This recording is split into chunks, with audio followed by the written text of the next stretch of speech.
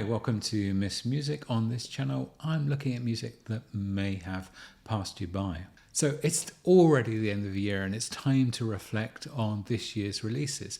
If you are tuning into this channel, I guess it's because you want a list that's a bit special and just doesn't repeat every other list out there. I can't promise that all of the albums will be new to you, but some will. And number 10 is probably the weirdest album I've heard for a very long time. The Worm by HTMLD tells the story of medieval folk in a battle against a giant man-eating worm. In some ways, it reminds me of the oddity and the humour of Frank Zappa. Wikipedia refers to the band as art punk, whatever that is. The album has a Metacritic score of 86.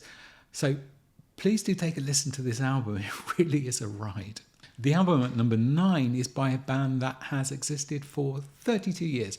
And to my embarrassment, I'd never heard of them before listening to their latest release, their latest album, I'm Not There Anymore. The clientele knows how to write a good song. And the band mined several music genres to produce something which is quite unique. Check out the video I made on their latest release.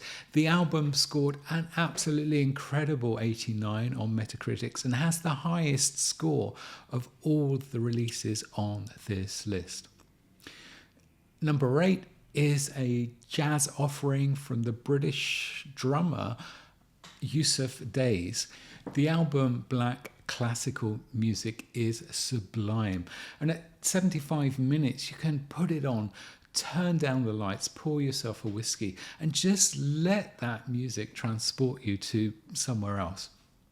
Another high scorer on Metacritic, Black Classical Music, has a score of 86. Number 7, well, it is my natural inclination to place this album higher, maybe nearer number 1, but that would be too obvious. Stephen Wilson's The Harmony Codex is not a perfect album, but it has some absolutely magnificent tracks on it.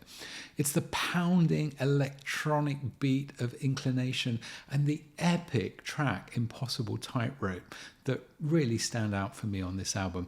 Check out the video I made on the album. Number 6, and the long-awaited return of Anthony and the Johnsons. I was not a big fan of the 2016 album Hopelessness, and it's been a long wait for this year's album. My Back Was a Bridge for You to Cross. The album contains some really passionate, heartfelt tracks sung with that extraordinary voice. Sliver of Ice is about the pleasure the dying Lou Reed received from the feeling of melting ice on his tongue. Number 5 is the brilliant Clear Pond Road by Kristin Hersh.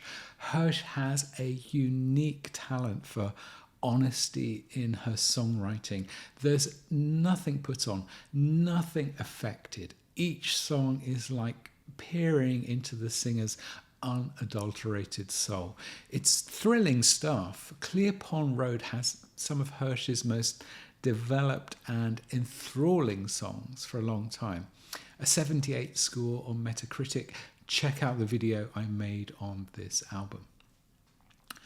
Number 4 then is an album that just kept growing on me the more I listened to it, and it's become a regular on my playlist. Angels in Science Fiction by St. Paul and the Broken Bones is an exquisitely beautiful album. It represents a band where all the parts are working perfectly to produce some really heart-wrenching and touching songs. Marigold is a standout track, and I listen to it repeatedly. A 77 on Metacritic. Check out the video I made on this album. And number 3 is another artist, the Golden Dregs, who I'd never heard of before the release of this year's On Grace and Dignity. Benjamin Wood's voice is startling. In many ways, it's reminiscent of Billy Callahan. This extraordinary voice draws you into Wood's rich storytelling.